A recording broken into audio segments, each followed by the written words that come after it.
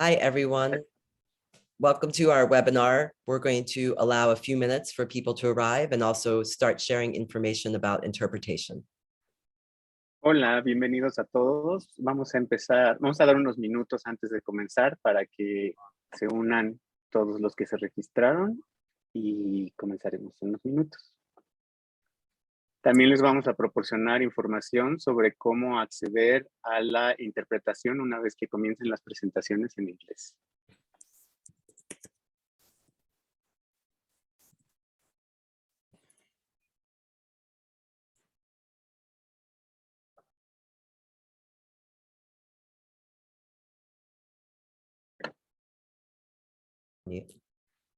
Welcome, everyone. Thank you for joining us tonight.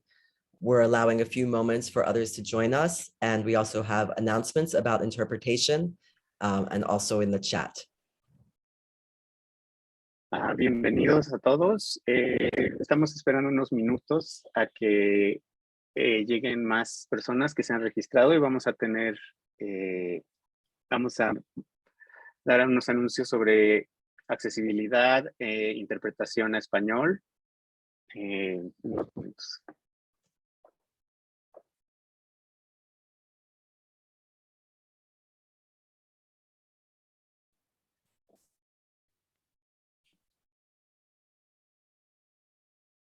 So, hello, I'm going to say this message in English and then I'll repeat it in Spanish. The organizers of today's event believe in language justice, and that includes interpretation in Spanish, as well as ASL interpretation and closed captions. Los organizadores del evento de hoy creen en la justicia del lenguaje y eso incluye interpretación en español, incluye interpretación a través del lenguaje de señas y también incluye los subtítulos o capciones en el programación de hoy. To access the interpretation, if you're joining from a computer, you can follow along via the image that you see on your screen right now. You can click the globe that you see in the bottom right hand of your screen, click the language in which you would like to participate in, and you can also choose to silence the original audio, so you can just listen to the interpretation. Si se están uniendo a través de una computadora, para poder unirse a la interpretación, lo que van a hacer es buscar un globo terráqueo que está al fondo de la pantalla y luego seleccionar el lenguaje en cual les gustaría escuchar y participar hoy. If you're joining from a smartphone or a tablet, what you can do is look for 3 little dots that are in the corner of your device. Click those 3 little dots and then click where it says language interpretation and then select the language in which you would like to participate in. And remember to hit done. Si se están uniendo a través de un celular, lo que pueden hacer para poder acceder a la interpretación es buscar 3 puntitos que están en una esquina por ahí de su celular y luego seleccionar donde dice interpretación de idiomas y luego seleccionar el lenguaje en cual les gustaría escuchar y participar hoy. Y recuérdense que pueden silenciar el audio original. No sufren en silencio, don't suffer in silence. If you have any questions, please reach out to the hosts or myself and we can make sure to help you. Si tienen alguna pregunta, nomás comuníquense con los anfitriones de hoy o con yo o con alguna de las otras personas de hoy y podemos ayudarle. And with that, I'll pass the mic back. Thank you so much. Welcome, everybody. We're really glad that you're here today.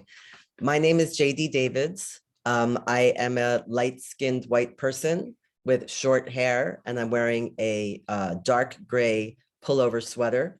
And in the corner of my screen is the logo for Long COVID Justice, which is capital Black letters on a white background inside of a Black circle. I'm a health justice strategist dedicated to national networks of disabled and chronically ill people. And I founded Strategies for High Impact and its National Network for Long COVID Justice in 2021. So I'm introducing you to the webinar today and doing my own introduction. I've organized and worked with many pivotal groups, including ACT UP Philadelphia, Coalition for a National HIV/AIDS Strategy, Health Gap, Health Not Prisons Collective, HIV Prevention Justice Alliance, Positive Women's Network USA, and the US Caucus of People Living with HIV, and served as an external expert advisor to the NIH, CDC, and local health departments. As a queer and trans person living with myalgic encephalomyelitis, or ME, long COVID, and other complex chronic conditions, I write and host conversations for the Cranky Queer Guide to Chronic Illness. I sit on the board of ME Action, and I'm a contributing member of the Patient-Led Research Collaborative. And I'm delighted to introduce my partner in justice as Strategies for High Impact, Gabriel San Emeterio. Gabriel is, who uses she, they, or her pronoun, or he pronouns, is a queer activist from Mexico City who migrated to New York City 22 years ago. They hold a master's degree in social work with community organizing as a method of practice and a certificate in social policy. Gabriel's life experience as a person living with HIV, ME, and other complex chronic conditions fuels their passion for disability justice and liberatory community work. So I'm going to turn it over to Gabriel. Thank you. Thank you, JD, and thank you everybody who is here today. Let me remind you that this webinar is going to be recorded. However, none of the attendants will be in the recording, only the presenters will be in the recording. The recording and the transcripts will be released later, so if you cannot stay with us for the duration of the program, you can check them out later. We'll send an email, a follow-up email after today. You don't have to worry about taking in all that information that's on your screen. It will be sent to you also in a follow-up email. Additionally, I do apologize if if you see me searching for words. I live with myalgic encephalomyelitis, and one of the ways it affects me is cognitively. We have ASL interpreters today, and they will be on the side of your screen. They'll be highlighted. And if you click on their square, there's 3 little dots on the upper right corner. You can pin them so that when slides are shared and the ratio of the screen changes, they don't turn into small little squares. The chat has been disabled for accessibility reasons. That is so that screen readers don't pick up what's happening on the chat. So all of your questions, please direct them to us via the Q&A that is at the very bottom in the options right next between live transcript and raise hand.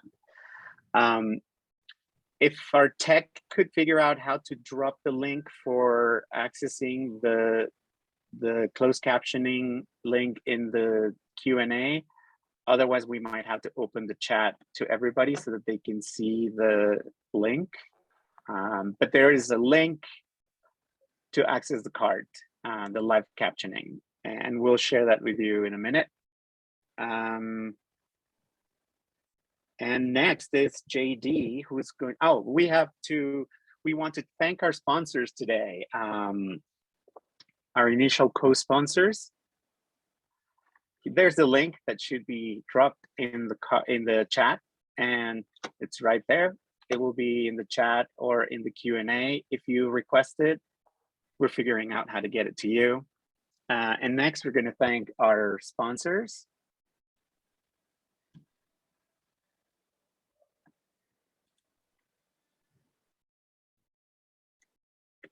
These are our initial co-sponsors. We thank them very much for believing in our mission and in this program.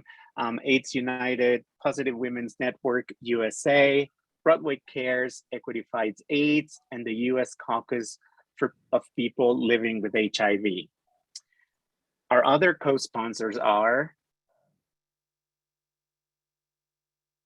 next slide, ACT UP New York, ACT UP Philadelphia, Black and Latinx Community Control of Health, CNP, Callan Lord, Founders Concerned About AIDS, FCAA, Latino Commission on AIDS, NASTAP, Orasure Technologies, Zero Project, Sister Love, and Trans-Latina Coalition. Thank you all for believing in our mission and for your support. And now we go to JD Davids, who's going to provide an introduction to the National Network for Long COVID Justice. Hi, thank you, Gabriel, and thank you everyone for being here today. I'm disabled and chronically ill, which has been exacerbated by long COVID, but I'm not living with HIV. However, I've had the honor of spending most of my life as an HIV activist, starting with ACT UP Philadelphia 30 plus years ago. So there's no place I'd rather be in community with you as we introduce strategies for high impact and our National Network for Long COVID Justice. In fact, this is our very first event. So please bear with us if we have some bumps along the way. We hope this is but the first of many conversations we'll have together. So let me take a moment to tell you what we're up to. Slides, please. Next slide. Strategies for High Impact is a comprehensive strategic resource built by and building the power of chronically ill and disabled people and the capacity in our groups and networks. Springboard HealthLabs, led by the visionary and practical Jen Hecht, without whom tonight's event would not be possible, is an incubator for big ideas that aim to improve health equity across communities. They're incubating this project and co-hosting this program. The National Network for Long COVID Justice is a new advocacy and capacity building network of people living with long COVID, MECFS, HIV/AIDS, and other disabled and chronically ill activists, public health and policy advocates, and intersectional health justice and disability justice groups. Next slide. And here's, oh, thank you. And here's some of the things we're doing with this project in our national network. The national network has a strategy circle of 5 groups that are led by or accountable to people living with long COVID. We're engaging in research advocacy, including seeking changes in the large Recover Initiative, which is an NIH program of research around long COVID. We're engaging in communication strategy and narrative shifting. We're developing fellowships for Black, Brown, and Indigenous leaders with long COVID. We're offering technical assistance, capacity building, organizational coalition development, strategic planning, rapid response, and campaign planning to organizations, networks, health departments, and philanthropy. And we're moving towards hosting the first annual week of interfaith action on long COVID and health justice. Next slide. In our program, Resourcing the HIV Community, which you're here for tonight, we aim to provide affirming, supportive online spaces, increase recognition of the myriad impacts of COVID-19, develop and distribute a report featuring a baseline assessment of HIV community concern, needs, and priorities. And we're establishing linkages between HIV institutions and leaders with emerging networks of people living with HIV, but with emerging networks of people living with long COVID and associated complex chronic conditions. We'll show you the links for our survey later, but if you could take a screenshot or a photo, and we'll also put in the chat, we have a survey in English and in Spanish that we'd love for members of the HIV community to take when you have a chance. Next slide. In this, whether we're working to address the day-to-day needs of our members and communities or fighting in frontline movements for policies and resources our communities need, or navigating the razor's edge between public health and politics in government and civic institutions, our way is not easy. In Strategies for High Impact, we're doing this work by consciously rooting in the teachings and wisdom of our loved ones and movement ancestors, including people who lost their lives in the HIV/AIDS pandemic and those who have died from COVID-19. We dedicate today's session to them. We ask you to join us in a moment of powerful silence to honor them and to remind us of our dedication to ending pandemic harms.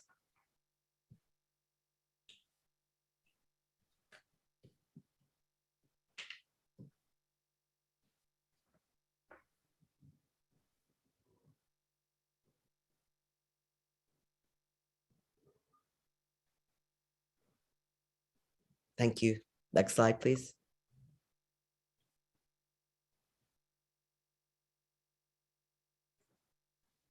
For some of us, particularly in Black, Brown, and Indigenous communities, our losses of friends, family, and community members are multiple or unrelenting. We will not allow vested interests or the least affected to push forward to erase our losses, commercialize our grief, or sanitize this crisis for political gain. In the HIV community, we've seen what can happen when we turn our grief into action. Our grief is sacred and powerful. We want to thank our partners in Marked by COVID and their allies who are hosting a series of events for COVID Memorial Day, including a virtual vigil on March 7th. If you'd like to join us there, you can find out more at covidmemorialday.org. Next slide. Those of you who know me know I have a lot to say about HIV, COVID, and long COVID. More time than we have tonight, that's for sure. But my privilege here is to help hold this space for our presenters tonight, and I'll just speak briefly on 2 points before we move on.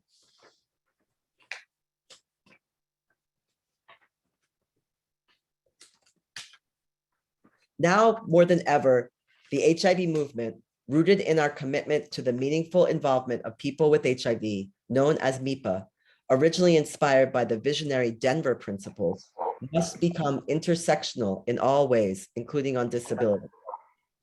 Being in the HIV community for years, I'd heard people with HIV, living with HIV, say, but we're not disabled, as a call for recognition of worth and humanity. And then in the 2020 film Crip Camp, which was otherwise so inspiring about the disability rights movement, one of the protest leaders says, but we're not sick on the mic, seeking to do the same thing. We should not have to make appeals for our own humanity by othering anyone else. Oh, I see I've lost our ASL interpreter from the screen, so I'm going to pause.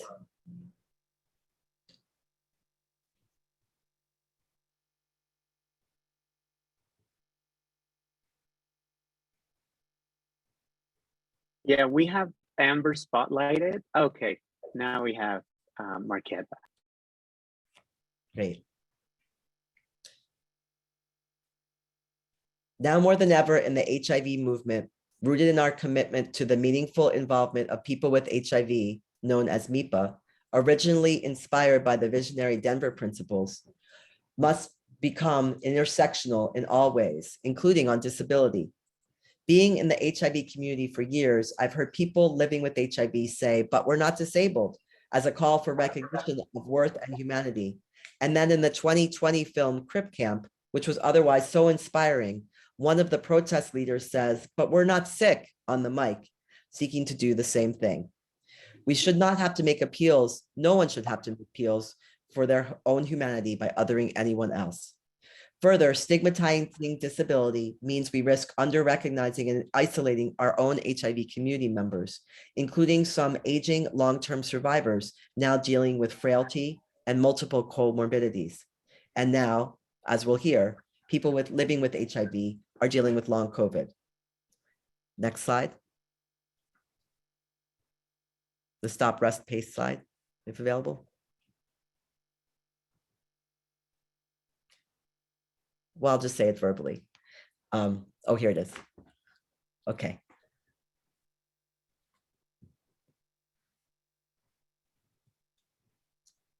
As you'll hear tonight, long COVID can lead to myalgic encephalomyelitis, or ME, something I've had for a long time.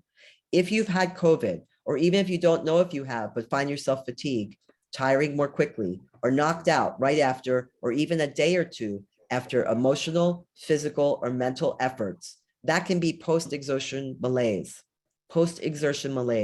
or PEM, P-E-M. You can't exercise your way out of it.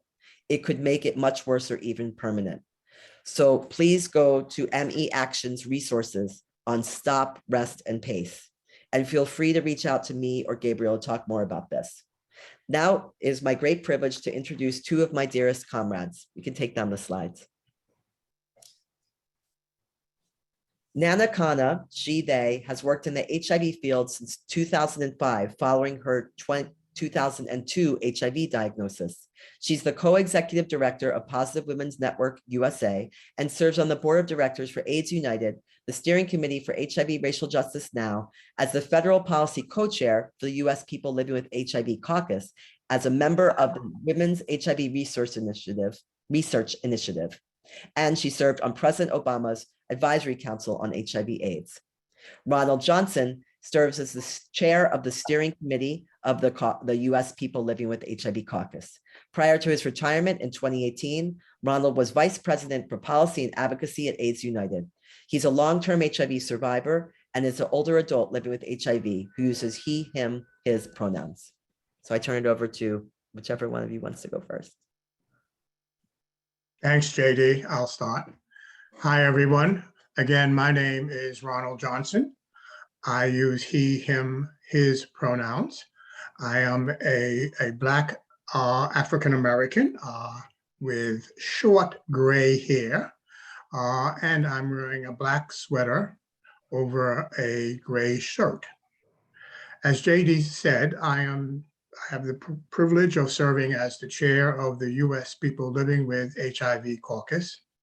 And on behalf of the caucus, I welcome all of you to tonight's webinar, and very pleased to join PWN, AIDS United, Broadway Cares, and the other organizations who are sponsoring tonight's webinar. As we move into the third year of the COVID-19 pandemic, we are learning to live with the persistent reality of an infectious virus. We are learning to manage prevention and to lower risk of exposure and transmission, managing the care of people who experience COVID-19, and comforting the loss of people who have died and whose family members have died as a result of COVID-19. This sounds very familiar to those of us who have experienced HIV over the past 41 years. And it makes the focus of today's webinar timely and very important. Thank you for being here and for participating in this webinar. And greetings, everyone. I'm Nana Khanna, she or they pronouns. I am a medium brown-skinned South Asian woman wearing spectacles and a red sweatshirt that is kind of like sexy off my shoulder over here. Behind me is a background that says, celebrate and honor Black women in the HIV movement.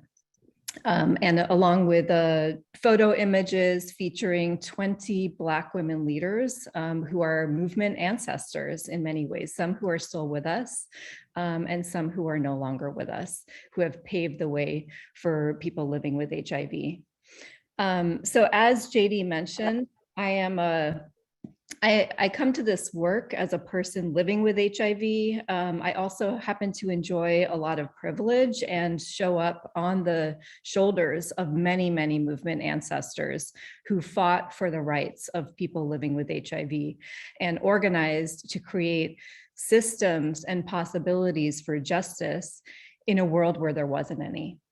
I want to really thank JD for having us here and for this work. I want to thank Strategies for High Impact for the important work that you all are doing, along with Marked by COVID and many others, to uplift so many of the really important parallels in terms of how our globe and powers that be are responding and are not responding and dealing with the COVID-19 pandemic.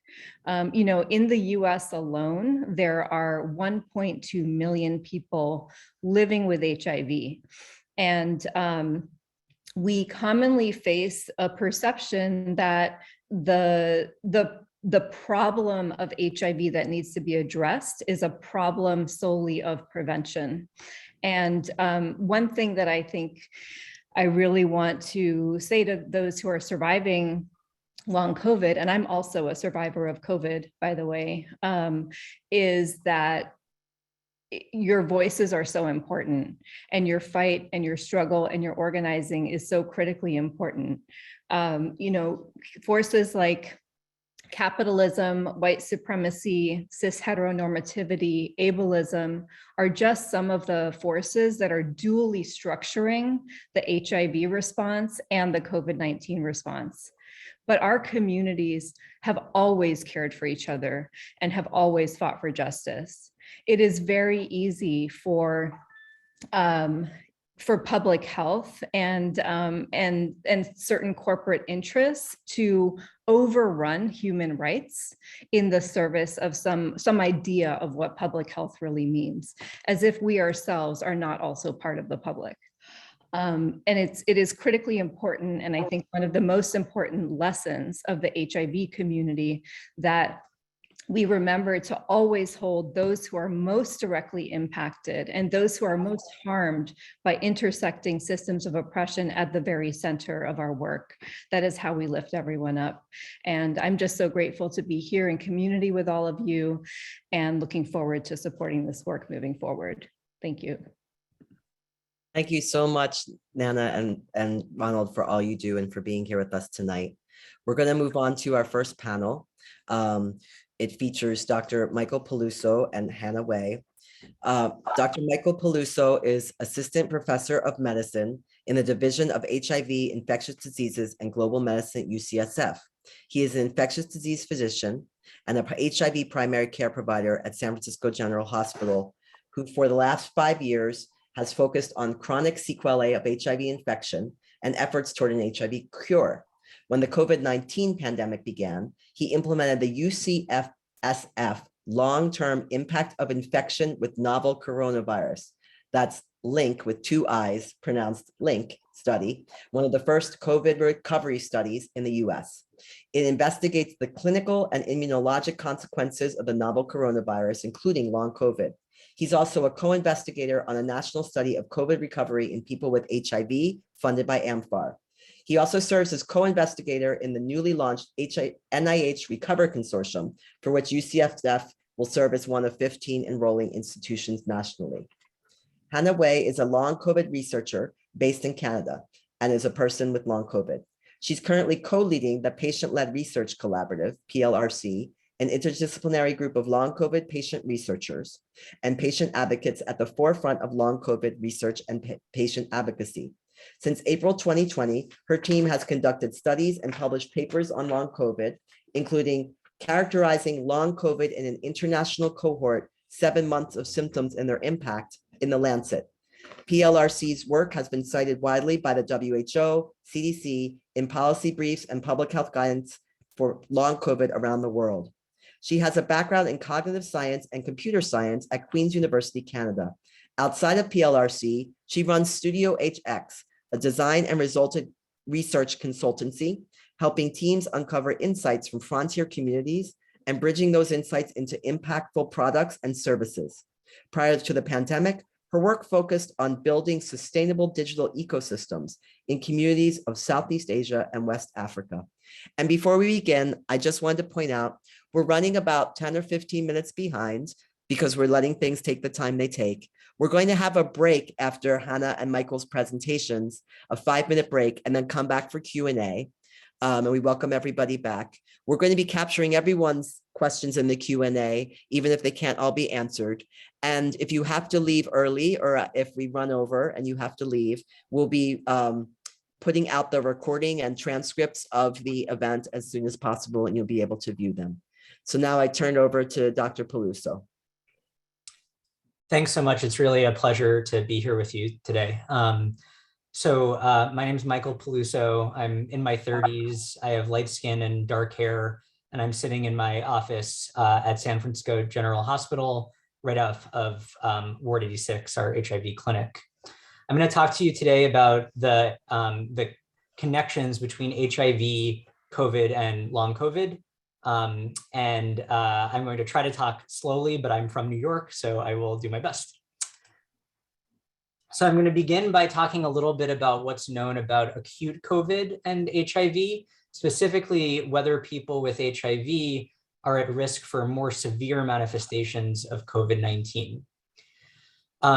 This slide shows some key issues about the convergence between the SARS-CoV-2, the COVID-19 virus, and HIV epidemics. And this is really nicely reviewed in a paper by Tony Fauci that came out last spring that I'd encourage you all to take a look at. So first, with regard to the risk of acquiring COVID among people with HIV, it seems to be that people with HIV are at similar risk to people who don't have HIV, or even in some cases at lower risk, I think, because especially at the beginning of the pandemic, people with HIV really took the concerns quite seriously, and at least in where I live in San Francisco, kind of hunkered down really early. How about with the risk of severe COVID in people with HIV? Well, early on in the pandemic, we thought that the risk was similar between people with and without HIV if they acquired COVID-19. It turns out that larger, more carefully designed studies have suggested that people with HIV might be at higher risk for severe outcomes if they get COVID-19. And that's probably due to people with HIV having a higher concentration of other medical comorbidities like diabetes, chronic lung disease, heart disease, things like that. And it's especially true for people who have lower T cell counts, particularly if they're less than 200. So I counsel my primary care patients that if they were to get COVID, they'd probably be at higher risk for ending up with more severe symptoms or in the hospital. And then I think it's also really important to acknowledge all of the collateral damage that COVID has done to the healthcare system. A lot of people with HIV have struggled to access care and engage in care in many areas of the country and in many parts of the world. And COVID did not make that any easier. And so that has resulted in less monitoring, more detectable viral loads for people with HIV, and has been a big problem. The next thing I'll briefly address is COVID vaccines and HIV. So are COVID vaccines as effective in people who are living with HIV? And there's pretty limited data on this so far, but there are some concerning studies that suggest that people with HIV may develop a less robust antibody response after COVID vaccination compared to people who don't have HIV. So this is some data from our clinic at San Francisco General. It shows a graph with comparing people with HIV on the right to people without HIV on the left, and looking at levels of neutralizing antibodies. So the ability of antibodies to kind of pick up and tackle and take down the virus in their system after they've been vaccinated against COVID. And what this shows is that there's a higher proportion of people with HIV who don't develop a good antibody response following vaccination. This seems to be particularly true with people who got the Pfizer vaccine. And we think that it's driven by low CD4 T cell counts. So people who have lower T cell counts are less likely to develop a robust neutralizing response. That doesn't necessarily mean that they're more likely to get a COVID infection, because immunity is much more complicated than just antibodies. We don't know so far what's going on with T cells in these people, and they might have protective immunity from T cells, but it's at least one piece of information suggesting that this might be an important difference between people with and without HIV. What does this mean for my patients? I really encourage them to get a booster shot. So this is after 2 doses of vaccine. I've encouraged all of my patients with HIV to get a booster dose. I think there are going to be a lot of studies coming out over the next 6 months, really exploring what these differences could mean for people with HIV. And I think we'll have good evidence on whether or not additional boosters beyond kind of the 3rd dose are necessary going forward for people living with HIV. And for the remainder of my time, I'm going to talk about long COVID and HIV. So are people with HIV at similar or higher risk of long COVID compared to people who are not living with HIV? So this is a story that many of you probably know. In the first few months of the pandemic, many reports emerged really on social media and in the popular press about people who had COVID and then developed persistent symptoms. And this became known as long COVID. Awareness of this issue was really driven by organizations and people in organizations like those listed on this slide. And those people, including some of whom are on this call, spent much of 2020 trying to get people to listen to this issue. As a researcher, I heard from lots of participants in my research studies that they felt like they were kind of yelling into the void and their doctors were being dismissive of them. And so most of 2020 was spent trying to get advocacy around these issues. This succeeded in late 2020 when the US Congress allocated over $1 billion to studying long COVID. And now there are massive coordinated efforts in the United States and in many other countries around the world, including in the UK and in Europe, that are specifically focused on trying to understand this issue. And so I'll talk a little bit at the very end about the Recover initiative that JD mentioned. I'm not going to talk. Take a moment just to switch ASL interpreters. Sure. Oh, okay. Here's Marquette, and thank you. Sorry, Dr. Peluso. No problem. So I know other speakers will go into more detailed descriptions of long COVID, but I'm just going to briefly describe it and then talk about some issues related to HIV.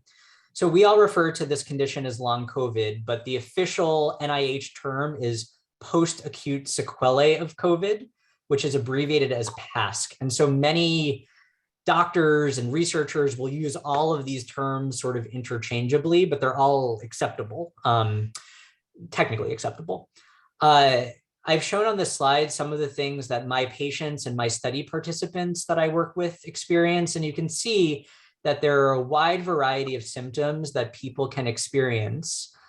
This includes things like neurologic symptoms, headaches, trouble concentrating, fatigue, cardiac symptoms, lung symptoms, gastrointestinal symptoms. Really, I think about this as any symptom that did not exist before a person had COVID and then developed when they had COVID or shortly thereafter and has persisted for a few months. There can be a lot of variability between different people and what they experience, and there can even be variability over time within one person. Symptoms can kind of wax and wane over time. A lot of people who were trying to be sort of dismissive of long COVID early on said, oh, well, this really only occurs in people who are hospitalized, they were super sick, how do you really disentangle that? But the majority of people who have long COVID were not hospitalized with COVID. And importantly, I think that for many people, these symptoms can result in a decreased quality of life, and that really matters. So what causes long COVID? We don't know yet. There are a lot of ideas out there. This slide shows what some of those ideas are. So we know that during acute infection, the COVID virus is really widespread throughout the body. And we know that many people can shed the virus, even if it's not infectious, for a long period of time, weeks, months. And we also know from recent autopsy studies, so people who had COVID and then passed away for some other reason later on, pieces of the virus can still be found in their bodies months later. We think that this can contribute to different things like inflammation in a person's body, inflammation in their specific tissues in their GI tract or their lungs or their brain, issues with clotting, autoimmunity, reactivation of other viruses like the Epstein-Barr virus, for example. And all of these mechanisms can kind of interrelate and probably cause different manifestations of long COVID. So there are huge efforts to try to parse this out now. What about long COVID and HIV? Well, there's pretty limited information, but there are some concerning trends, and I'm actually quite worried about this. So there was a study that didn't get a lot of attention in terms of HIV that came out last year, looking at 1 year follow-up of people who went to the emergency room with COVID in New York. And they found in the study that people with HIV were 1.7 times as likely to have long COVID compared to people who didn't have HIV. The study only had 10 people with HIV, but it was a significant finding. On the bottom of this slide is a study that my group recently posted on medRxiv, which compared about 40 people with HIV to 40 people who were well matched without HIV. And we found that people with HIV in our study were 4 times as likely to have long COVID. And this seemed to be related to issues like T cell exhaustion and changes in different levels of inflammation associated with both HIV and long COVID. This is really preliminary data. It's not peer reviewed yet. We can't say definitively that people with HIV are at higher risk for long COVID, but it's a significant finding. And I think that it sort of plants the seed for a lot of better investigation to try to understand whether this is in fact true, because I think it would really matter for my patients with HIV. So in the last minute, I'll just talk about why might this be. There are a lot of reasons why somebody with HIV might be at higher risk for having long COVID. We know that people with HIV can sometimes get sicker during the acute COVID infection. And we know that people with HIV are more likely to have other medical problems. And both of those things are associated with long COVID separate from HIV. We know that people with HIV, even if they're on meds and suppressed, can have higher levels of inflammation that persist despite treatment. And if long COVID is partially an inflammatory problem, you might have the HIV inflammation and then compounded upon that, the COVID inflammation that can make things worse. It could be related to higher immune dysregulation or tissue inflammation in people with HIV. And if it's actually true that reactivation of different viruses like the Epstein-Barr virus are important drivers of long COVID, we know that people with HIV, regardless of COVID, have higher levels of Epstein-Barr and cytomegalovirus reactivation compared to the general population. And so these are all just ideas of why this might be the case, and they're all going to require further investigation. So my advice to people with HIV who are experiencing long COVID is to seek out medical attention and find a doctor who will support you. There are, I hope, more and more doctors who will listen to you and work with you now than there were a year ago. And there are a lot of long COVID clinics that are popping up around the country that I think are going to get better and better at serving the population of people who are experiencing long COVID. I think it's really great for people who are able to participate in clinical trials to do so. And there is a huge need for well-designed clinical trials on long COVID, and there has not been a lot of investment in this yet. And so I think that this is a major area that is in need of advocacy by community activists. And so I hope this is something that we can talk a little bit more about. So in the last second, I'll just talk about 2 studies of long COVID. There's the Recover Initiative. The website is here. This is launching across the entire United States and is going to enroll about 17,000 people who've had COVID, many of whom will have long COVID. It allows self-referrals. And so if you're interested, you should go to the website, and it actually has a map of different study sites that you can engage with. And then this is a study that I'm involved with, sponsored by AMFAR, that is specifically focused on long COVID and HIV. And so it is enrolling people across the US. The entire study can be done remotely. It's phone and Zoom questionnaires and then an at-home blood draw. And so this is enrolling people with and without HIV who get COVID within 4 weeks of having had COVID. And then there's follow-up a few months after that. And so this is active right now, and you can go to this website. And if you know people who are diagnosed with COVID, or if you get diagnosed with COVID going forward, you should definitely reach out to try to enroll. So in conclusion, it seems like certain groups of people with HIV are at higher risk for severe COVID, for less robust COVID vaccine responses, and possibly for long COVID. Long COVID is real. It can be very variable between people, but it's real. Don't let people tell you that it's not. There's no standard evaluation and treatment yet, but there's a lot of work toward this. And there's a lot of really intense investigation that's ongoing. And I hope that a year from now, we'll have a lot more answers. So I'm sorry I went a little bit over time. I'll stop now and then happy to take questions. Thanks so much.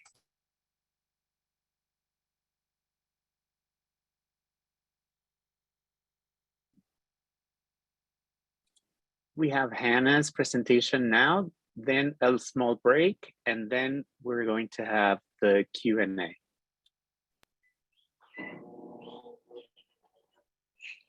Hi, everyone. Thank you so much for joining. I want to also thank Michael for that wonderful presentation. My name is Hannah. I am a cis female, also a long COVID patient, also an Chinese Canadian. I am sitting at home in my home office in Ottawa, Canada.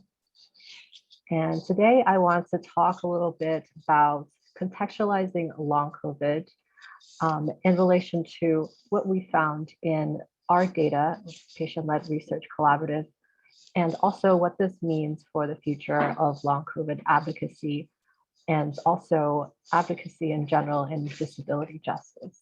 Next slide, please. So the patient-led research collaborative consists of patients who are still sick, long COVID patients, and we were formed in April 2020 in the Body Politics Support Group. We are about 45 people across 3 continents, and we have an interdisciplinary background. We have an IRB from the University College London, and we use that to come up with our own research questions and design our own studies. Next slide, please. At PLRC, we do research a little differently than your standard research process. We involve patients at every step of the process. So patient researchers set research agendas based on what we observe in the community and what we see are priorities that directly serve patients. And from there, we engage in community and ask people to raise questions based on their lived experiences. So one example is vaccine effects in long COVID patients. Then patient researchers and collaborators, we also have external collaborators, conduct analysis, and we publish reports that directly share it back to the community. Next slide, please. We're also involved in both collaborations with academic institutions as well as policymakers. I won't go through the whole list because it's quite exhaustive, but to summarize, we have over 150 citations, including by the WHO, the CDC, and various governments. Next slide, please. I'll take a moment to talk a little more about our most well-received paper. And this is the paper that was published in the Lancet last July. We have over 3,700 patients from 56 countries participating in this study. And we have translated the study into 9 different languages. So it was a massive international community effort. Next slide, please. Some of our key results from this study, which will tie directly into what Michael has talked about, and also what we feel are important for the HIV community, as well as the long COVID community to know, are issues that have to do with testing and also symptoms. So what we found is that when we included everyone who had long COVID symptoms, both who had PCR test results come out negative and positive, we found that not only they have comparable symptom time courses, so similar symptoms over time, but the PCR positive cohort was tested early, on average day 6, while the PCR negative cohort was only able to get tested on average day 43. Now, this alone suggests that many of us simply did not have access to testing. As a result, as you might know, many of us are denied care and disability benefits. And this goes against the narrative that long COVID patients are somehow hypochondriacs. Next slide, please. Looking at all the different symptoms, we organize them into 10 categories. And we often hear most about the pulmonary and cardiovascular symptoms, but some of the less talked about categories include musculoskeletal and reproductive. Next slide, please. We also found 9 categories of neuropsychological symptoms. Again, we hear quite a bit about the loss of taste and smell. And in fact, taste and smell are one of the symptoms when you get triaged for testing. So again, this is creating medical bias. The long COVID patients also suffer from vertigo and memory loss and several others at the onset of COVID. Next slide, please. For long COVID folks who are menstruating, we found that 26% have abnormal periods. Myself and a few other of our PLRC teammates included. And this we have not seen too many studies on. Next slide, please. In our long COVID cohort, we looked at the patterns of recovery, and we sorted these symptoms into 3 clusters. The first cluster looks like an L plotted over time. They are acute symptoms, which we are mostly familiar with, such as sore throat. The second cluster looks like a hill with a long decline on the right. These are symptoms that peak 6 weeks after initial COVID infection. The third and final cluster are what we are the most concerned about as long COVID patients.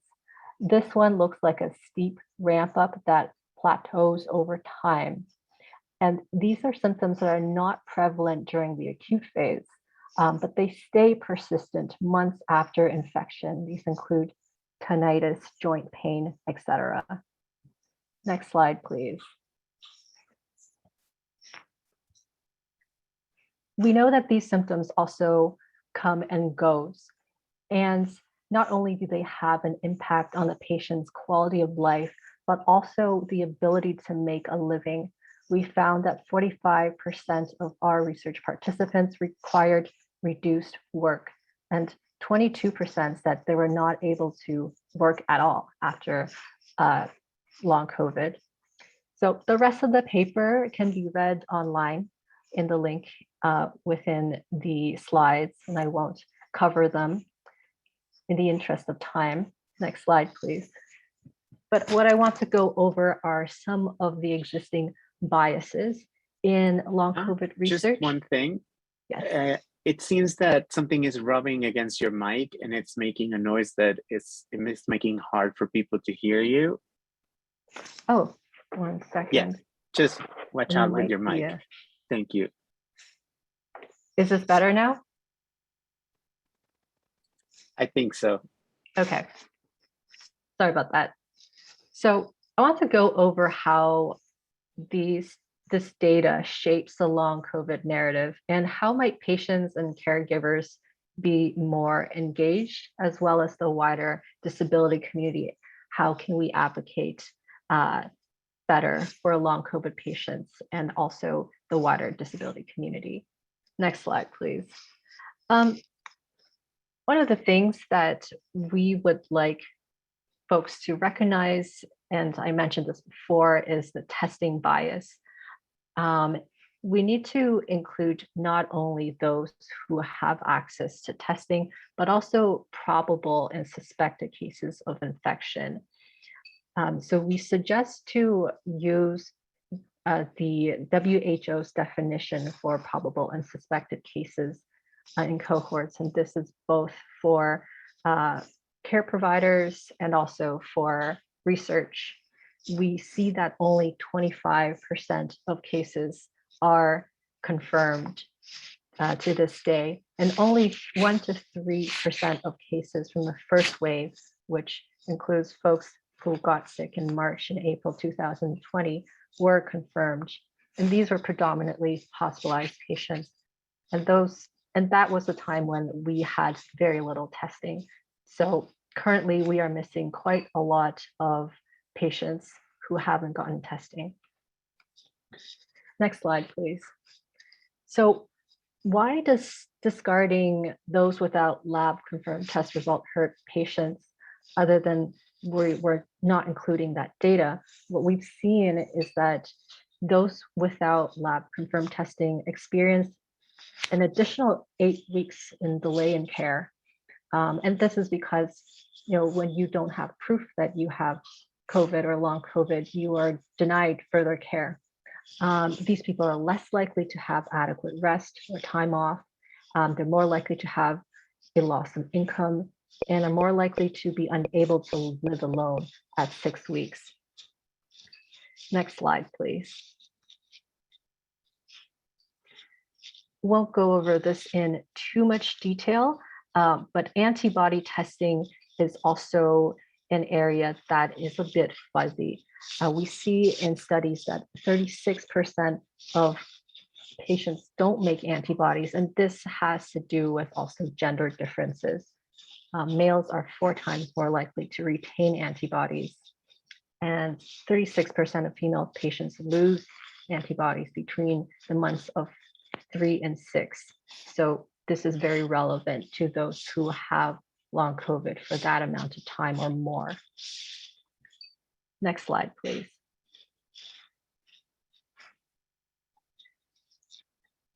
Overall, we see that several studies show that long COVID can be predicted by a weak or lacking antibody response. And I know Michael also mentioned this in the HIV cohort. Next slide, please. It's pretty important for us to communicate this to counter current narratives that long COVID patients are mostly hospitalized or have severe cases of initial acute COVID. Even if long COVID happens after 50 to 70% of severe cases and 15 to 30%, and this is verified by various studies, of mild cases, there are significantly more mild cases. So most cases of long COVID actually happen after mild acute illness. Next slide, please. This is something for everyone to keep in mind. We have just a new medical code came out for long COVID, but very few people have been using it. So if you or someone you love, have common diagnoses that are related to long COVID, pay attention. And some of these common diagnoses are dysautonomia, including POTS, ME/CFS, mast cell activation syndrome, small fiber neuropathy, connective tissue disorders, reactivations of other viruses. So it might not show up as long COVID in your medical records, but if you experience these symptoms and you had acute COVID, it might be long COVID. So in conclusion, next slide, please. We want to address some of the issues with long COVID research going forward. And as Michael said, we spent much of 2020 advocating that long COVID exists. And now that we've gotten to the point where people recognize that long COVID is an issue, we want to have more robust studies and more robust treatments that are effective for the people who actually have long COVID. So we need a more comprehensive selection of patients in studies and also in treatment. Most long COVID patients were not hospitalized. Many didn't experience respiratory symptoms onset. Many were not PCR positive or antibody positive. Many had mild acute cases, and many never had low oxygen levels. We also need studies to include issues like post-exertional malaise. So not just look at symptoms at any one given time, but over time. many studies are missing neurological, especially cognitive issues. And we need studies and treatment options built on post-viral research. Next slide, please. So this concludes my talk. Thank you so much. And thank you, JD, and the rest of the team for having me here. If there are any questions you have regarding our work, I'm happy to answer questions. Thank you so much, Hannah and Michael. We invite people to type your questions in the Q&A in the chat. We're going to take a little break so the panelists can look at any questions and people can take care of what you'd like to do for 5 minutes. So we're going to come back at 35 minutes after the hour to start back up with a very brief Q&A and then on to our next panel. Thank you so much.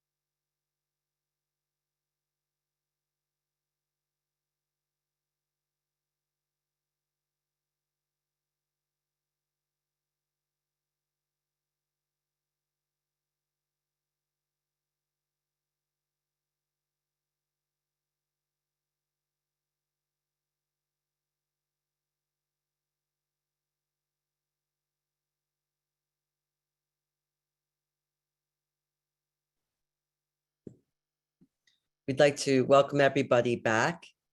We're going to have the Q&A session has been happening in written form.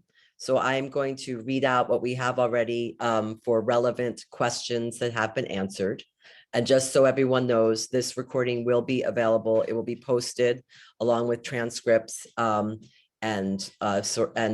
links of the presentations and the studies that were cited. So I'm going to read them out and then see if there's any left. Question: can you speak on the recent findings that have come out about T-cell depletion as a possible mechanism behind long COVID and the long-term implications of that?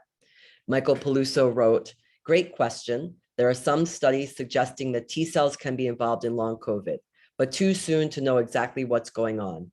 It's possible that there is a less robust immune response causing long COVID. Also, it is possible there is an over-exuberant response. Question: is there any investigation on long COVID and HIV for the aging? Answer from Dr. Peluso: this is a great question. We've been working with one of our HIV aging specialists in our local study. The AMFAR study I mentioned is looking to enroll older individuals with HIV and COVID as well. And if we enroll enough, we plan on doing a sub-analysis by age.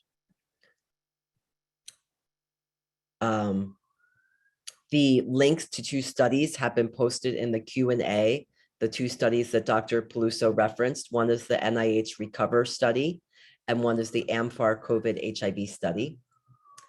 And then we have a question that is in Spanish that I will read in English. We have it translated, but first I'm wondering, Gabriel, would you like to read in Spanish with the answer? The answer, yeah, la respuesta para la pregunta de Rosa, que es de una asociación que se llama Liquid Ámbar. La pregunta es si una persona que no está vacunada y tiene COVID desde el mes de diciembre y no ha buscado ayuda médica a pesar de que tiene los síntomas del COVID-19. No estamos seguros si nos está preguntando o pidiendo consejo médico, pero Hannah recomienda que esta persona busque a un grupo de apoyo de COVID largo en español y vea si hay médicos en su área que puedan puedan atenderla, porque suena como que tiene COVID largo. Y en estos grupos generalmente los pacientes se avisan entre ellos mismos si han avalado o no, o qué trato han recibido de parte de los médicos. Great, thank So you. the question was about a person who has had COVID symptoms since December. They're not vaccinated and they continue to have symptoms. Hannah suggested that this person seeks a support group for long COVID people and through them seek a medical provider who can take seriously or knows how to deal with long COVID.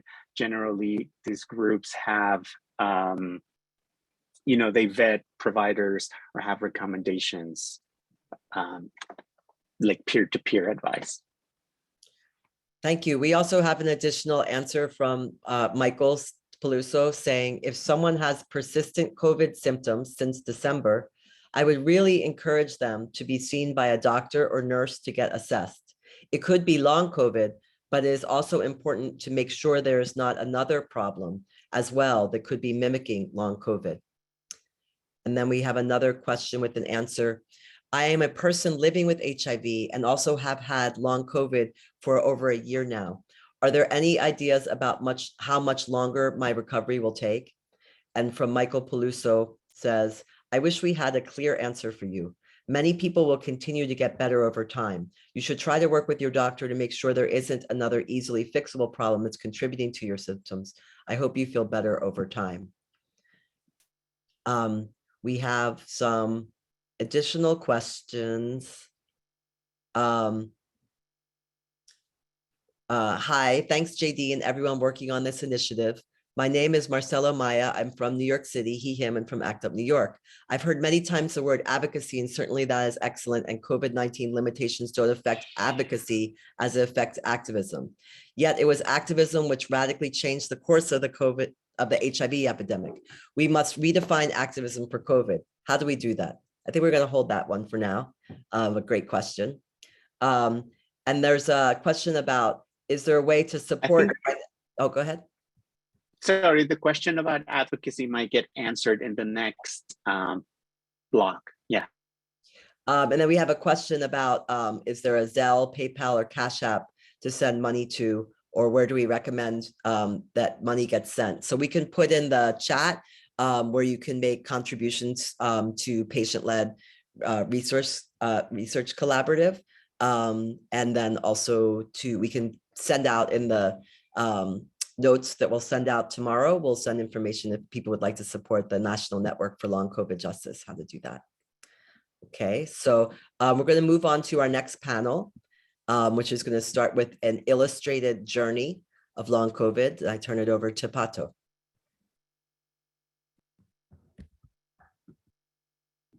Thanks, JD, and everyone for being here. I'm really grateful to be part of this sacred space with you today. I am a bald, light-skinned, mixed Panamanian wearing a maroon long hauler t-shirt from a Body Politic fundraiser. And of course, Body Politic's one of our partners in today. I'm also a visual artist and a teacher, and I serve as chair of the Department of Art and Public Policy at NYU's Tisch School of the Arts. I'm also an organizer with a long history of working in community-based HIV work. To my struggle and my work with COVID, I bring decades of HIV tools and ways of being that we have built collectively. I thought I would read to you from a few pieces of my COVID writing, and as I read, I'll show you pictures I made with my mobile phone in a large urban park in the center of Los Angeles. I made these images while slowly walking and trying to rebuild my lungs and spirit while recovering. I call this work the Lingering series. And on this title slide, which features the word lingering and my name, Pato Kibert, there is also an image of a silver-looking mask that I will get to later in the presentation. I'll start with reading from my 1-year anniversary of First Symptom social media post, which I wrote almost a year ago on March 2nd, 2021. I'll probably never know when or where I got infected. Beyond my epidemiological geekery, it doesn't really matter. What matters is that the president was being flippant and racist, obsessed with the wrong campaign, the trail of narcissism. And what you see here is a quote from the former president early in the pandemic. It's going to disappear one day. It's like a miracle. It will disappear, rendered in mirrored gold acrylic and his own handwriting. What matters is that public health infrastructure had been eroded for decades and was not properly in place. Profits for some prevailed over health possibilities for all. Resources and mobilization were slow or altogether absent. Intelligence downplayed, science undermined, messages muddled, dereliction of duty rampant. So there it appeared, 1 year ago today, my first symptom in the form of a sore throat. Guidelines didn't even consider it a sign of infection at the time, yet now when I talk for too long or get run down or do a reading or performance like this, the sore throats are still here. They serve as raw reminders, need their remedies, pronounce COVID's claim to the crown of resilience. I'm still here too, with small announcements, not quite my own. Seems strange to mark a 1-year-long relationship with the coronavirus, to make ongoing room for its impact on my body and being. But the Rona and I are hardly alone. Lots of us long haulers are coming up on our 1-year anniversaries of being sick, and scores of the infected aren't even here at all.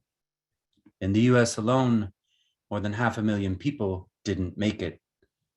Less euphemistically, they're dead.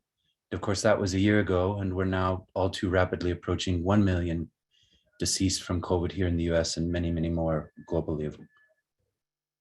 There's barely a day that someone I care about isn't telling me of a person in their life who's died from COVID. Just happened again this morning on a call with an old friend.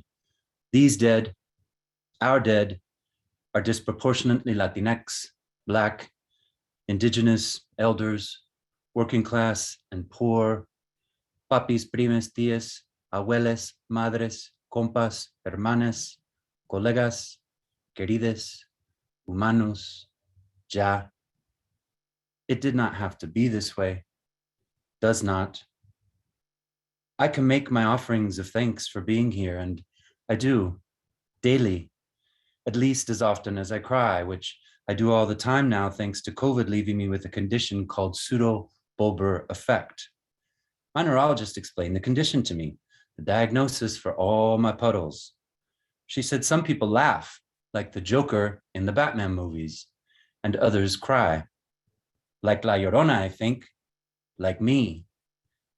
I suppose this COVID symptom is also a syndrome, but I think of the tears as libations, and for me, they come most often in moments of wonder, appreciation, and joy. I can marvel at being able to take a walk and spend time with raptors. I can weep endlessly at your abundant generosity and love that sustain me, the tenderness and care, the unearned privileges of healthcare and flexible work from home, the mystery of a body that is slowly better, if stubbornly not well, a body that does not quit. Yes, I can and should celebrate survival, feel hopeful at the arrival of vaccines, fret over us desperately needing them for more than rich arms and rich nations, hashtag people's vaccine. But in my small and vital celebrations, I'm also minding the mourning and the reckoning to come. Forgive me if this makes me less than merry. Like you, I'm tired and ready for a new world. But La Covia Loca ensures there's no forgetting or repressing. There's no racing ahead, no skipping the line, and there's certainly no going back. There's only the slow and steady making of a more just now. I hope this is the now that endures, an equitable now in which everyone can thrive. I hope this is the glorious hard work that grows and flourishes in time. I hope this new now is one of playful discovery together, as surely as COVID and I have had to learn how to share this body. One long year, COVID, we be in it for the long haul, por vida. So that was from just about a year ago, social media post marking 1 year anniversary. In working with others to try to respond to COVID, two key practices for me are harm reduction, created by communities of people who use drugs and the HIV community, and doulaing, holding space with and for people in times of transition, holding all the space we need for ourselves while amplifying crip time. An example of this, and another key framework, is Christine Miserandino's spoon theory. We start each day with a finite amount of energy. Getting out of bed or brushing your teeth each use up a valuable amount of your limited energy, or what we call spoons. This has been such a useful reorientation against workaholism and capitalism's notion of productivity for me. I give myself permission and heed many other people's guidance to not overdo it. And here we're looking at a very large ladle entitled Holding Space for Christine Miserandino, who gave us the gift of this framework and practice of minding your spoons. Place helps. Elysian Park in Los Angeles has been instrumental to my healing. It's a vibrant, free, open public space, so crucial to the city and immigrant communities, especially during the pandemic when people need to be together and outside. It's full of many types of trees, including the eucalyptus, which is not indigenous to California. They're only present on Tongva land through settler colonialism. There's a gorgeous giant eucalyptus tree that lost a limb in a 2020 storm. I studied this fallen limb for months and months as I was walking and thinking about spoon theory, relations and cycles of time, geological time, storm time, decolonial time, long hauling time. I couldn't do more vigorous exercise beyond walking. Exertion itself can do harm, for some people living with chronic illness. This picture's by my sister during one of our walks together. I salvaged some of that fallen wood. I've been transforming it into a series of spoons that are also conceptual artworks. This piece is called Variant 1. Here, it appears with Variant 2 and a playful curving spatula that's not quite a spoon. It's titled Flattening the Curve, playing with epi language. The vaccines and the Delta and Omicron variants both created different kinds of COVID time, as does the transformation of this fallen eucalyptus limb. These different scales of time have implication for different forms of care. I feel I am tending to this complicated tree and this place that has tended to me. And this piece is another ladle, this time bowl down. It's called Runneth Over. This is called Flare Up, something I continue to experience quite a lot if I'm not careful to pace myself. This is called Surge. Here, they appear with a piece called Strain, which I damaged while making when I accidentally sanded through the bottom of the spoon's bowl. So I decided to embrace the mistake, as you can see in this close-up, and let the whole grow and find its own life. This piece is called Detail Disoriented, brain fog. One of my biggest neurological challenges continues to be difficulty processing information, being organized, following through. I struggle to retain details. And on the left is a spoon titled U09.9, after the classification that, thanks to our activism, the CDC has finally created to help document and better treat those of us living with long COVID.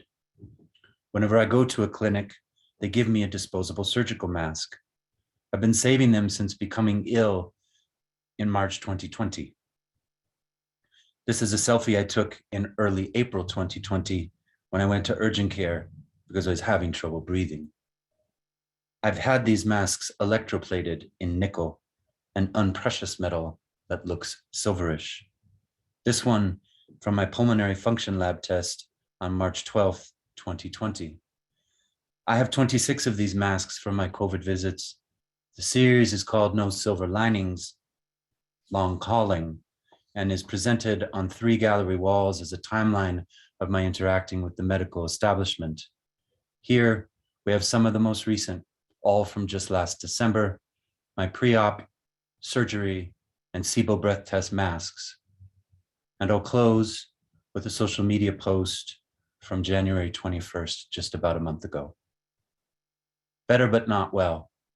Charred, salvaged California live oak and salvaged metal auto parts. So in that same park where I made the lingering images and gathered the eucalyptus limb that had fallen, I also came across this burned out SUV. Have no idea what happened. The aftermath was this scar across the land, and I looked at it for weeks and into months, and then eventually gathered some of the metal parts that had melted in this chaos. Way back in the second month of being sick, April 2020, better but not well became my standard reply to people's loving, concerned, and sometimes incredulous questions about how I'm feeling.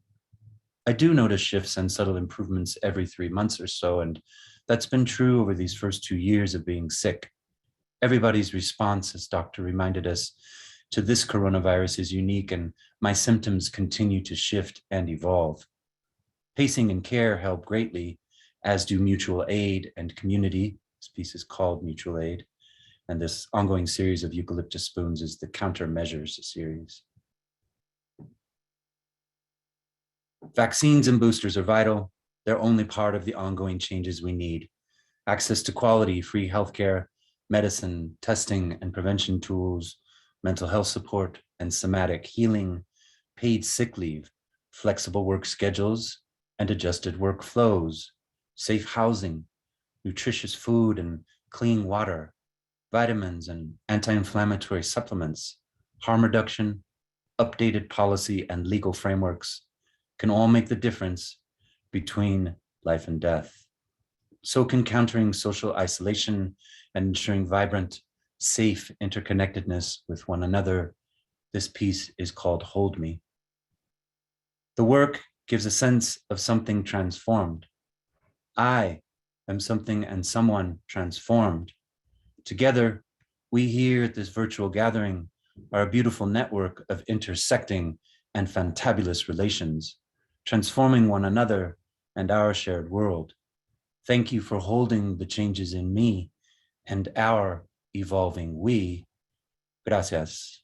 And here we're looking at a collection of spoonies, which I might suggest we are together. Thank you.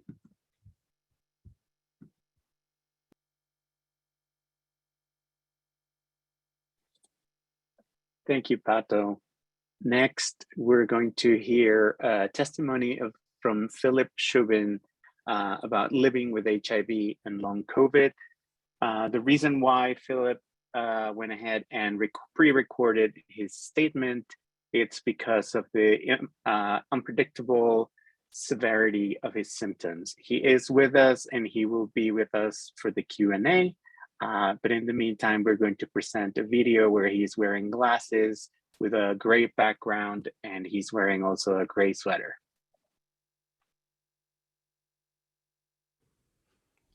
Hi, my name is Philip, and I'm a survivor of 2 pandemics, HIV and COVID. I was infected with HIV in 1983. I went on to develop full-blown AIDS 10 years later. Then, in March of 2020, I was infected with COVID. Subsequently, I developed long COVID, and I've been sick for the last 2 years. In both situations, I was infected very early, before there was any conclusive evidence of what was happening and how the viruses were spreading. I'd like to talk about how I see the 2 pandemics intersecting in my life. In 1996, I was hospitalized with pulmonary Kaposi sarcoma, an AIDS-related lung cancer. The care I received in the hospital was so inhumane that I checked myself out against doctor's orders. I went home expecting to die. Fortunately, the triple cocktail of antiviral medication was released at the same time, and it saved my life. But everyone that had had Kaposi sarcoma in their lungs before me died. I was the first in the generation of survivors, but my entire social circle had already died. A friend of mine got COVID and passed away just weeks before the vaccines were released. This loss compounded my already existing trauma. I was tormented once again with the memories of the friends that had died of AIDS before the antiviral drugs were released. In March of 2020, I was infected with COVID. I had already lost my right lung to Kaposi sarcoma. Now my left lung was inflamed and I was gasping for air. At the emergency room, I was once again treated like I had leprosy. I was turned away because there were no beds, and again, I went home expecting to die. In the last 2 years, I have seen dozens of doctors. I have been accepted into the post-COVID programs at both NYU and Mount Sinai. Everyone has been very compassionate, but no one has offered any recommendations for treatment other than physical therapy. And physical therapy may be doing me more harm than good. The doctors don't seem to understand that when I exert myself physically, I suffer from post-exertional malaise. It's as if my battery is suddenly empty and it needs to be recharged, and that recharging could take 48 hours. I've been diagnosed with dysautonomia, a dysfunction of the automatic nervous system. In simple terms, my brain is not sending the proper signals to the organs in my body. The normal in and out of my breathing is irregular. My heart rate is erratic. I have migraines, urine retention, swelling in my feet, pain in my upper back and neck. I am extremely lightheaded and dizzy, often with vertigo. I have tremors and muscle spasms. My sleep is segmented. My digestion is either too fast or too slow. I have been in bed with the curtains drawn for 6 months. I only leave my apartment when absolutely necessary. All of my doctors keep referring to my original case of COVID as mild because I was not put on a ventilator and my original symptoms only lasted 1 week. This terminology needs to change. When someone is sick for 2 years, there is nothing mild about the condition. I don't want to die, but I can't call this living. 2 years ago, I was doing laps around Central Park. Today, I can't walk up a flight of steps without feeling faint. I live between my chair and my bed. When I stand up, I feel as if I'm falling down. The tremors in my hands betray the buttons on my shirt. The food on my fork often does not make it to my mouth. I don't recognize my own signature. The letters seem to be falling down. In addition to dysautonomia, I have been diagnosed with ME/CFS, myalgic encephalitis, chronic fatigue syndrome. I'm relieved to have the diagnosis, but frustrated that after 35 years of research, the medical society still knows nearly nothing about the disease. During the AIDS pandemic, I took to the streets with ACT UP to demand funding for AIDS research. I learned that a voice is a powerful tool. It can change the way people think and act. Today, I find myself in a similar position with long COVID and ME/CFS. I am fatigued and lightheaded and dizzy, but I have access to some of the leading medical authorities in the country, and I am compelled to fight for respect, research, and funding every time I meet with my doctors.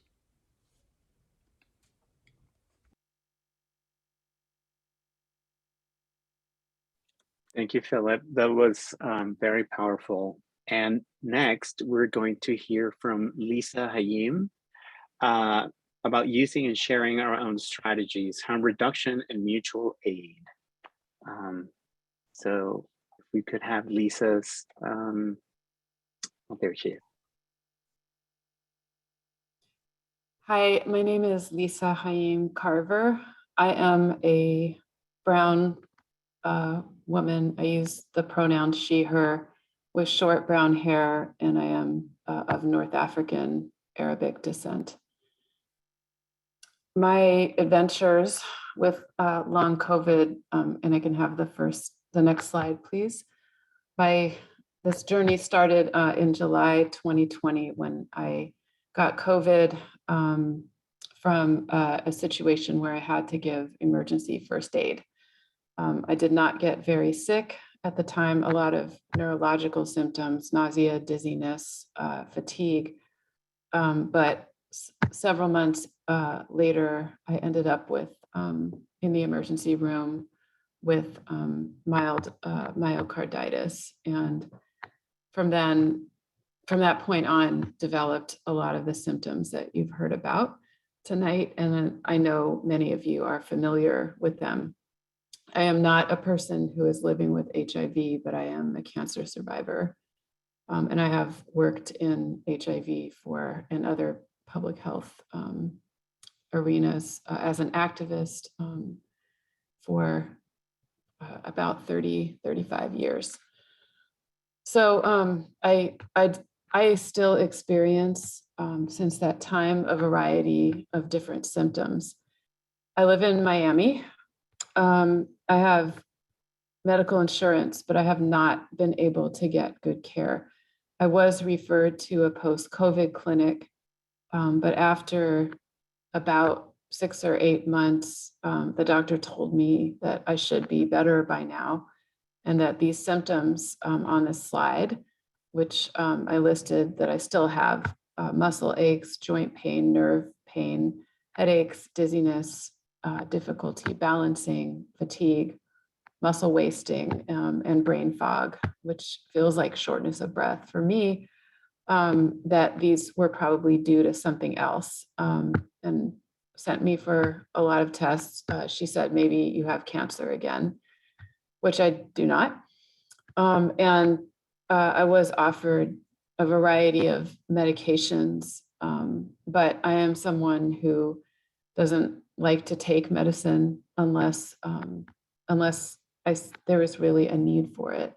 And the doctor became impatient with me and told me that there was nothing that could be done, and that this is all new, and they just didn't know what to do, and that that basically she could not do anything else. So I am a person who, I work a lot. I work in public health still, and in HIV. I support a lot of different community organizations, especially small grassroots organizations here in South Florida, as well as around the country.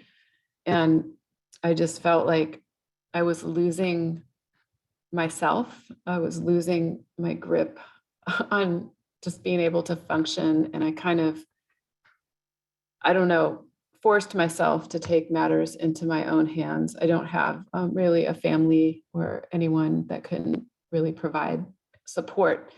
And if I could have the next slide, please. And this is my first time really speaking publicly about this. So I think probably a lot of this information is things that people are already doing, but this is what is helping me function. I'm able to work. First of all, I am someone who worked out almost every day before I got COVID.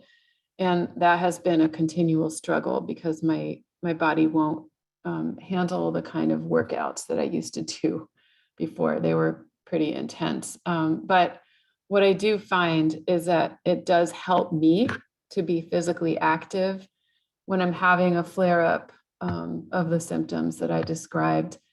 I will still, if I can, walk for about 30 or 40 minutes, even if it's really slow.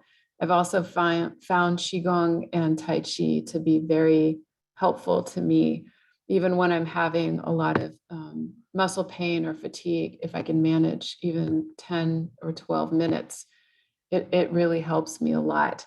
When I'm not having a flare-up, I've kind of worked to increase the time that I exercise incrementally. Sometimes that backfires and I do get the post-exertion malaise and other symptoms that other people describe. But when I feel better, I go back to 20 minutes and then 30 minutes. Sometimes I can do longer than that, and I will do yoga, more walking, sometimes step aerobics, weight training, although I haven't been able to go up on my weights to heavy weights like I used to do. 5 pounds is my max. Sometimes I can do 8, and I am trying to build back up and hoping that one day I will be able to. I also, I love sweets, but I have found that I have to really, really watch my sugar intake. I've always eaten kind of a plant-based diet, but one thing I'm learning is that my body responds differently to different foods now.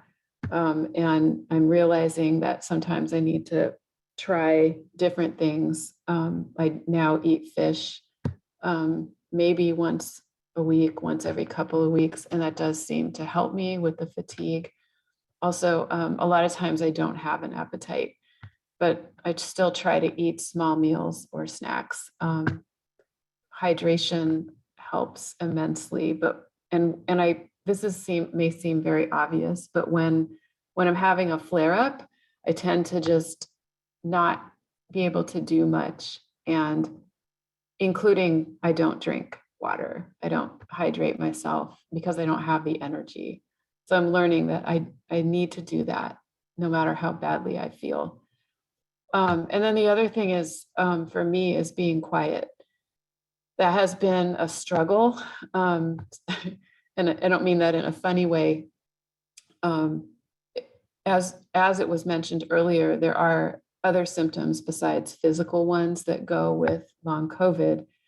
And one of them for me is really isolation. A lot of my friends didn't understand and still don't, that I just don't always have the energy that I used to talk to them on the phone or in person. And that has resulted in a lot of isolation for me because they've taken it personally, even when I explain why. So it's just something for people to be aware of, that this stuff is real. It's not something that people are making up because we don't want to talk to you. And so being quiet is one of my strategies for managing my symptoms. And when I feel really bad, I will say that a couple of Tylenol sometimes really helps. These are very simple things, but for those of us who are used to being out and on the front lines and being really active and, you know, fighting for what we believe in and what communities need, these are things that is very hard for us to do when we're not used to not having the energy to do what we normally do. So these very basic things have been extremely helpful to me. And if there's one thing on there that you haven't been doing, maybe I gave you a new idea tonight. But I just want to really appreciate everyone else who spoke tonight. I got a lot out of this. And I hope that we can make progress with this fight to overcome what we're experiencing and our communities are experiencing. And I really want to thank everyone who's out there fighting for those of us who have less energy to do that right now. Thank you.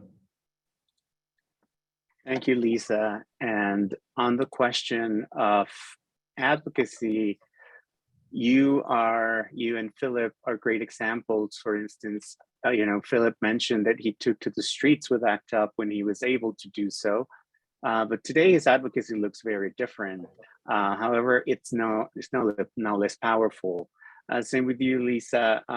You are sharing with others your experiences as tools to navigate the complexities that everyday life presents. So for those of us living with complex chronic conditions, every time we advocate for ourselves with a medical or service provider, as difficult as it might be, we're advocating for others as well. And for those of you working in the systems that can make a difference in what we may encounter when we seek out support, care, or resources, every time we advocate to put people above politics and profit, we're opening the doors for others to survive and thrive. We'd like to end with some reflective questions prompted by Pato's journey, and I believe JD also has some things to say in regards to advocacy.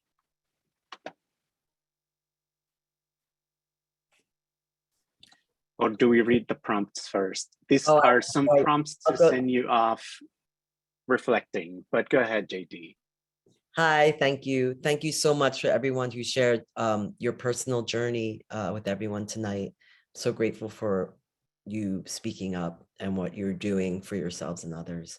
And we wanted to share some action steps that people can take. I'm putting in the chat a link to an open letter that is about the Recover study that has been mentioned several times tonight.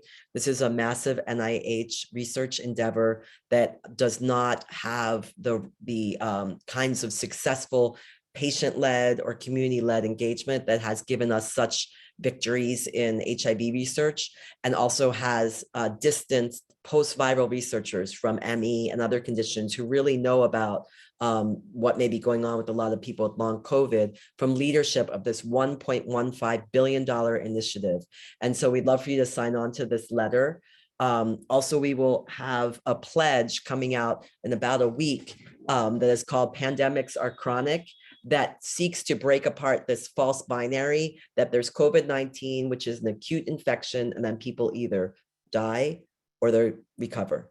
to a pledge for people to always talk about long COVID in the context of what is the story of COVID, and to also always put that in the context of what has been going on and is needed for the lives of disabled and chronically ill people in other pandemics and outside of pandemics all along. So we'll send that to you all.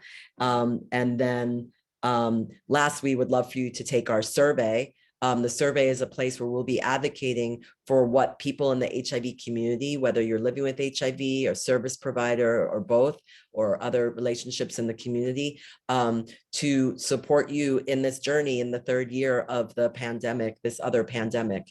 So we invite you to take that survey. We'll put up a link now soon, I think, and then we'll also have it, we'll email it to everyone tomorrow that registered for the event tonight. And we're just gonna put up then back to Gabriel for our closing reflections. Thank you. Right, we're going to the prompts. This is a send-off. Thank you for sticking around with us as we ran a little bit late for accessibility reasons. The information that's going to follow the prompts, you do not need to worry about catching it right now. It's a preview of what's to come in the follow-up email, which includes an evaluation and links to our survey. So whenever we're ready with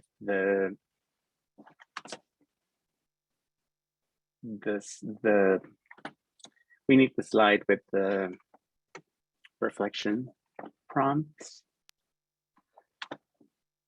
There we go. A moment to reflect. As we go off, let's remember Pato spoke about small but vital celebrations.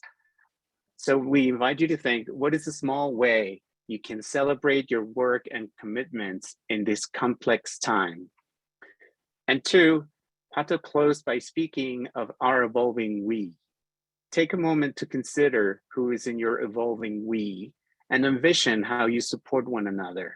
Is there anyone who you wish to welcome into or recognize as part of your we? Is there anyone who you want to make sure knows that you're there for them? We can go to the next slides as we close. Thank you so much for being here with us. Like I said, these following slides are just previews of an email that you will get tomorrow. They'll have all the information. I want to thank our sponsors, thank our panelists and our interpreters, ASL and Spanish, and our captioner. Thank you all for being here and for taking part of this unprecedented webinar. We'll let you know when the recording and the transcripts are available. If anyone has any last words, thank you all very much. Stay tuned.